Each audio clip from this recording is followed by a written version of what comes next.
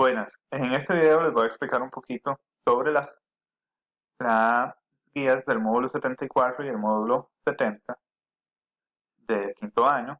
Esto para las guías de trabajo autónomo de la semana número 2. En este caso iniciaré con el módulo 74 de geometría. Para esta semana la habilidad es identificar y aplicar modelos matemáticos que involucran las funciones exponenciales. En este caso vamos a iniciar hablando de cómo resolver problemas que involucran las funciones exponenciales. Para resolver cualquier tipo de problema que involucre una función, lo único que tenemos que hacer es leer muy bien el texto. Normalmente lo único que se debe hacer es sustituir la letra de la función por un valor. Normalmente el valor está en la pregunta. Los problemas en su contenido traen muy bien explicado qué simboliza cada elemento de la función. Es por ello que solamente debemos de, ya sea de sustituir el valor de la variable que está antes de la igualdad o el que está después de la igualdad. Eso según el problema, ¿verdad? Voy a explicarles un ejemplo sobre cómo resolver este tipo de problemas. Dice que el ejemplo sería: una bacteria se reproduce siguiendo el siguiente modelo matemático y tenemos una formulita, que en este caso la formulita es P de x es igual a 3e elevado a la x. Y dice que donde x representa la cantidad de días. Entonces vean que x representa la cantidad de días y p la cantidad de bacterias al cabo de los días. Con base en la siguiente situación responde a las siguientes dos preguntas. Entonces vamos a ver lo que dice la primera pregunta. Dice que ¿cuántas bacterias habrá al cabo de 7 días? Entonces nos están dando que ¿cuántas bacterias hay al cabo de 7 días?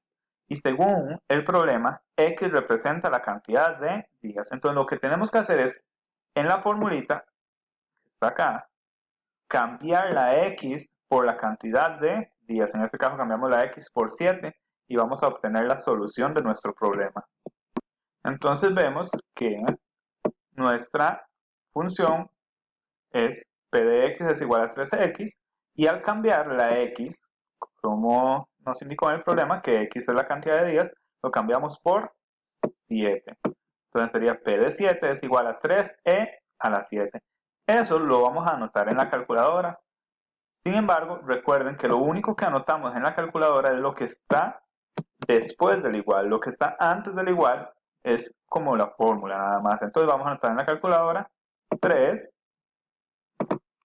La S hace estripando alfa y luego el botoncito que dice x10, elevamos y anotamos el 7. Le damos igual y obtenemos el resultado. Por lo tanto, colocamos la población al cabo de 7 días es lo que nos dio 3.289 bacterias. Esa sería la respuesta al problema. Ahora bien, tenemos una segunda pregunta.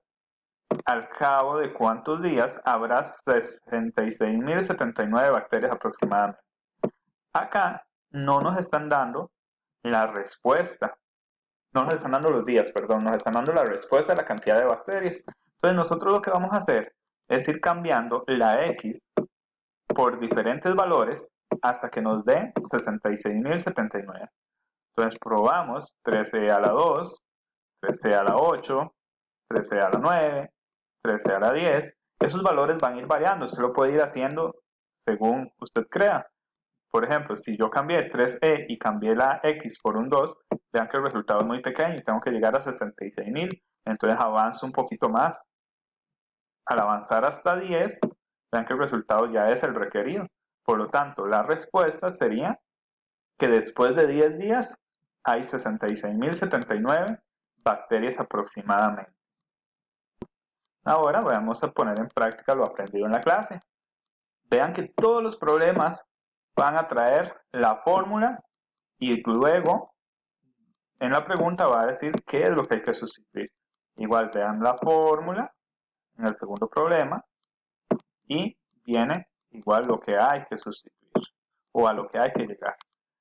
Es necesario recordar que, por ejemplo, cuando se eleva y hay un número y hay una letra, tenemos que dividirlo con un signo de multiplicación. Por ejemplo, esta fórmula de acá sería de la siguiente forma.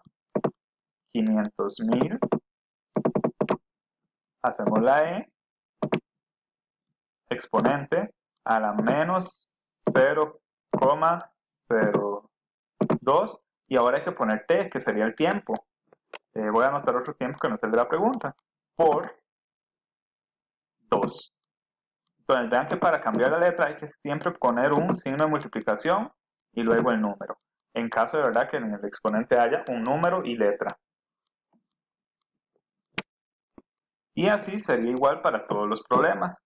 Lo único es tener cuidado que lo que nos dice el problema coincida con la pregunta. Por ejemplo, en la pregunta 4 dice 300 minutos y vean que la X es en horas. Entonces hay que pasar los minutos a horas. Ya el resto ustedes los hacen. Son muy similares todos. Ahora vamos a continuar con el módulo 70. En el módulo 70 de estadística hay dos indicadores o dos habilidades, pero lo que nos vamos a basar es aplicar la estandarización y el coeficiente de variación. Para esta semana sería aplicar nada más la estandarización, el coeficiente de variación, y la siguiente semana, la semana 3, tendríamos que ver la estandarización. Entonces tenemos que el coeficiente de variación sería, que vamos a ver en esta guía de la semana 2. Dice que el coeficiente de variación es la relación entre la desviación típica o desviación estándar de una muestra y su media aritmética o promedio. El coeficiente de variación se suele expresar en porcentajes. Normalmente el coeficiente de variación siempre es un porcentaje. ¿Por qué? Porque vean que en la fórmula se multiplica por 100. Dice que la fórmula del coeficiente de variación es la desviación estándar dividido entre la media aritmética multiplicado por 100. Esta sería la fórmula. Dice que el coeficiente de variación permite comparar la dispersión de dos distribuciones distintas siempre que sus medias sean positivas. Se calcula para cada una de las distribuciones y los valores que se obtienen se comparan entre sí. ¿A qué se refiere con esto? Recuerden que nosotros usábamos en el semestre pasado la desviación estándar para comparar la variabilidad. Entre más desviación estándar, los grupos de datos eran más variables. Sin embargo, la desviación estándar solamente se usa para grupos de datos que tienen la misma característica. Por ejemplo, yo puedo comparar los pesos, la variabilidad de los pesos de un grupo de hombres con la variabilidad de los pesos de otro grupo de hombres. Estamos hablando de pesos entre hombres. Sin embargo, no me serviría comparar la variabilidad de hombres o mujeres, de hombres y mujeres, mediante la desviación estándar, porque normalmente los hombres tienen un peso superior al peso de las mujeres. Para este tipo de casos se va a usar el coeficiente de variación. Por ejemplo, yo no puedo comparar la variabilidad de un grupo de cerdos con un grupo de toros. Los cerdos normalmente pesan 100 kilos y los toros 500 kilos para arriba. Entonces yo no puedo comparar esas variabilidades ya que sus pesos son en grupos muy distintos. Para eso se usa el coeficiente de variación que siempre viene dado en porcentajes. Y un porcentaje sí se puede comparar en grupos de distintos animales o distintas características. Ahora tenemos un ejemplo. Dice, una distribución de cerdos tiene una media aritmética, lo vamos a ir marcando. Los cerdos tienen una media aritmética de 140 y una desviación estándar de 22,28 para los cerdos, ¿verdad? Sin embargo, otra de terneros, vean que estamos hablando ahora de otro tipo de animal, terneros, tienen una media aritmética de 150 y una desviación estándar de 24. Entonces estamos comparando dos distintos animales, por eso que tienen características diferentes. Y dice que cuál de los dos conjuntos de animales presenta mayor dispersión. ¿A qué nos referimos con la dispersión? La dispersión sería a la diferencia entre la media aritmética y la desviación estándar, a cuáles están más alejados, cuáles presentan pesos más variados en ese grupo de animales. Se deben de resolver por aparte, primero los cerdos y luego los terneros. En este caso, recuerden que la fórmula del coeficiente de variación es desviación estándar entre media aritmética por 100. Entonces anotamos cuál coeficiente de variación de los cerdos, agarramos la desviación estándar, recuerden que este circulito es desviación estándar de los cerdos, en este caso es 28,28, anotamos arriba, luego lo dividimos entre la media aritmética, que la media aritmética se representa con una X, y la media aritmética de los cerdos es 140. Y por último se multiplica por 100. ¿Para qué se multiplica por 100? Para darlo en porcentajes. Ahí vamos a la calculadora, anotamos esos valores para obtener el resultado. En este caso, empezamos con fracción, 28,28, bajamos entre 140, vamos hacia la derecha y multiplicamos por 100. Obtenemos el resultado, lo pasamos a decimales, siempre se va a usar en decimales, y vean que el resultado es 20,2%, siempre por ciento porque es un porcentaje. Ahora hacemos lo mismo pero con los terneros. Igual, la misma fórmula del coeficiente de variación de los terneros sería la desviación estándar, que es la bolita. La desviación estándar de los terneros es 24 dividido entre la media aritmética de los terneros, que es 150, que es la X de la fórmula, y se multiplica por 100. Ahí igual lo anotamos en la calculadora, el resultado anterior, igual anotamos fracción, sería 24 dividido entre 150 por 100 y obtenemos el resultado, que sería un 16%. Cuando ya tenemos ambos resultados, podemos comparar la variabilidad.